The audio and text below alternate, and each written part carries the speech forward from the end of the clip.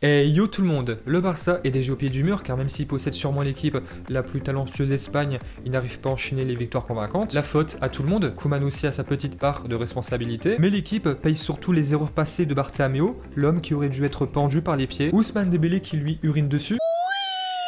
Mais c'est pas grave les gars, moi je suis toujours présent et je suis obligé pour toujours. Moi Barbeau, ici présent, fils de Barcelone, neveu de Guardiola et ennemi juré de Bartomeu, je serai toujours là, dans la joie comme dans la peine. Et oui, on célèbre peut-être un mariage, mais jamais avec cette victime qui mérite l'usine, et le soir qui tapine pour 32 centimes. La presse est unanime, mon chibre, je le lime, directement dans ses fesses, t'inquiète pas, y aura pas de crime, et j'aurai même une prime. Et bien sûr, avant d'aller plus loin, intro. Yo tout le monde.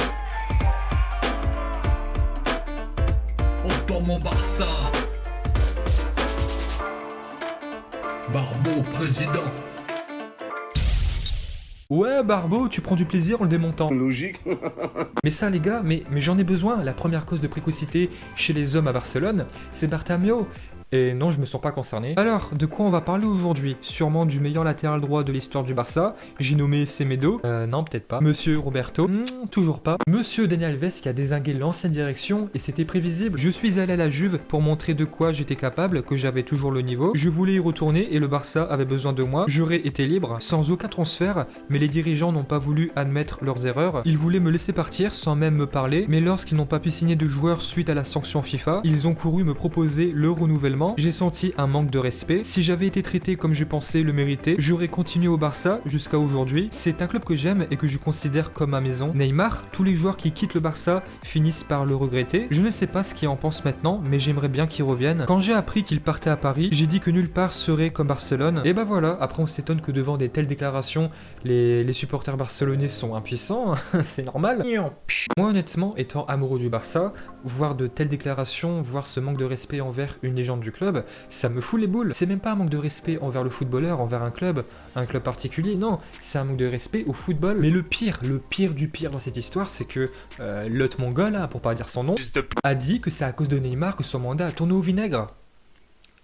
Je t'encule quand. Mais après, là, ça m'énerve plutôt car on apprend que Messi a eu droit à une séance personnalisée. Léo se serait rendu au gymnase, au centre d'entraînement pour effectuer un programme de récupération individualisé, peut-être fatigué par l'accumulation des matchs. Plusieurs observateurs ont noté l'attitude quelque peu nonchalante de la Pulga en fin de rencontre contre le Dynamo Kiev, passant davantage de temps à marcher. Maintenant, on va parler un petit peu de Griezmann, Griezmann. Concernant Antoine Griezmann, ce dernier n'a visiblement pas souhaité participer à la séance d'entraînement collective après un match symbolisé par son énorme raté en tout début de rencontre où il aurait dû ouvrir le score. Moi Griezmann, je vous l'ai dit sur ma précédente vidéo, le débrief que j'ai sorti à chaud juste après le match de Kiev, chose que je fais depuis maintenant environ 2 mois, depuis le début de saison, c'est quelque chose qui vous plaît. Je suis à 2 doigts de le vendre, même pour 2 €. Non, elle est quand même pas. 3,50 € en promo. Avec bien sûr Valverde qui te fait un petit emballage cadeau et Dembélé qui te livre.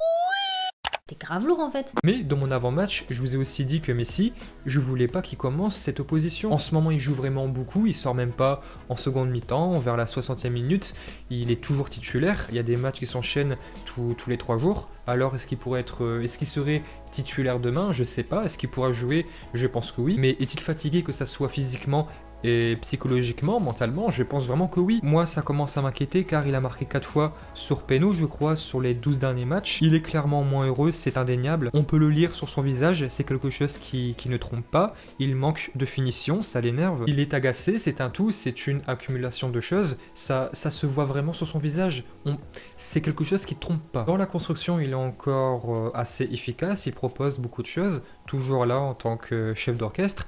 Mais dans la finition, il y a un problème. Dans les derniers gestes, il est clairement moins flamboyant. Après, oui, je sais très bien, il vieillit, il a 33 ans, mais en 3 mois, tu prends pas 3 ans dans la gueule. Alors, honnêtement, aujourd'hui, j'ai pas envie de vous faire un avant-match sur l'opposition de demain, car honnêtement, la situation actuelle m'énerve. Donc oui, je sais, c'est le début de saison, il y a des choses encore qui peuvent s'améliorer. Koeman, je compte sur toi.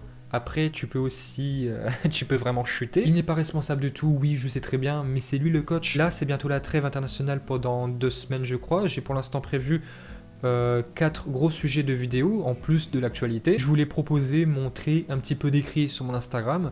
Je vous ai même fait un petit sondage pour avoir votre avis. Vous pouvez encore me rejoindre sur Instagram, hein. C'est aussi bénéfique pour moi. N'hésitez pas à me rejoindre, voilà, on s'amuse tous ensemble comme on peut. Il y aura forcément moins d'actualité. pas de match, pas d'opposition, donc voilà, on va essayer de faire les choses tranquillement, poser, essayer de taper dans l'art. Putain, c'est con que j'ai plus la photo. Donc là aujourd'hui on apprend que Messi est absent à la séance d'entraînement pour peut-être cause de fatigue, et au final ce match contre Kiev, on l'a gagné sans apprendre grand chose, avec Messi qui a marché sur le terrain, un Griezmann fantomatique, une défense nulle à chier. Moi sur l'avant-match, je vous l'ai dit, il y en a beaucoup qui m'ont dit ouais, Messi il doit vraiment jouer, Griezmann, etc.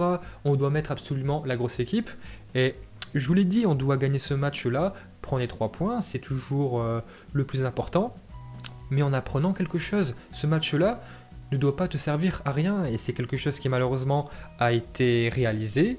On retient que les 3 points. Alors, résultat des courses, oui, on a pris les 3 points, mais surtout, on a 3 fois plus de frustration. Je rappelle qu'en face, c'était le Dynamo Kiev, l'équipe B, avec un jeune gardien qui a fait, malgré son âge, le match de sa vie. Et honnêtement, quand j'ai vu Koeman faire sortir Pjanic, je me suis dit, ça y est, Riqui Puig va rentrer.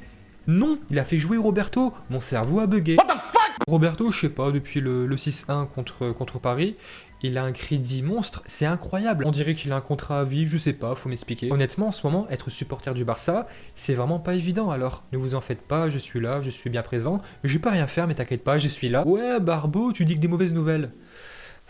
C'est pas fini. Le Barça espère une offre pour Dembélé. D'après Mundo Deportivo, au moins 5 joueurs sur lesquels ne compte pas Koeman ont été ciblés par les dirigeants en vue d'un départ en janvier. Le champion du monde français Ousmane Dembélé est celui qui a le plus joué, mais son inconstance et ses pépins physiques à répétition jouent en sa défaveur. Mais surtout, l'ancien joueur du Borussia garde une belle cote près de Manchester United et de la Juventus. En cas d'offre intéressante, le Barça ne s'opposerait pas à un transfert. Alors, à tous ceux qui s'opposent à cette union et à ce transfert-là, lève la main. Lève la main, toi. Petite question comme ça l'an dernier, c'était quoi qui nous manquait le plus? Des couilles, de l'énergie, du peps, du courage, oui. Et au passage, en vous parlant de ces bienfaits-là, je vous rappelle que maintenant la chaîne Auto Barça est sponsorisée par la boisson préférée de Messi, le maté, qui peut vraiment vous apporter tout ça. Vous avez tous les renseignements en description. Donc du courage, oui, des burnes, d'accord, mais de la profondeur. Il est revenu très fort, il y a des nouvelles méthodes de travail, entraîneur, entraînement, préparateur physique, et surtout quand il joue, il ne montre pas pour l'instant de signes de faiblesse. Après, oui, je sais très bien, il peut péter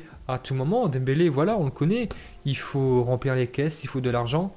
Mais pas Dembouz, pas Dembélé. Prenez mon cul si vous voulez, mais pas lui. La situation est très grave au Barça. Le club catalan est touché de plein fouet par une crise économique due à la pandémie du coronavirus. Enquête de fond, la direction espère toujours conclure un accord avec les joueurs sur une nouvelle baisse de salaire, même si Barcelone veut aussi se renforcer un petit peu cet hiver, avec notamment 2 cibles privilégiées, le Lyonnais, Depay, et le défenseur du City, Eric Garcia. Il devra d'abord dégraisser son effectif, et pas qu'un peu. Alors la semaine prochaine, comme je vous l'ai dit, on va parler un petit peu de tout ça, mais je peux déjà vous dire que non, Dembélé, il faut qu'il reste. Et puis voilà, j'espère que demain, on va gagner 1-0, marquer un but sur penalty, juste 1-0, un vieux but de Messi sur péno. Voilà, j'en suis arrivé à là.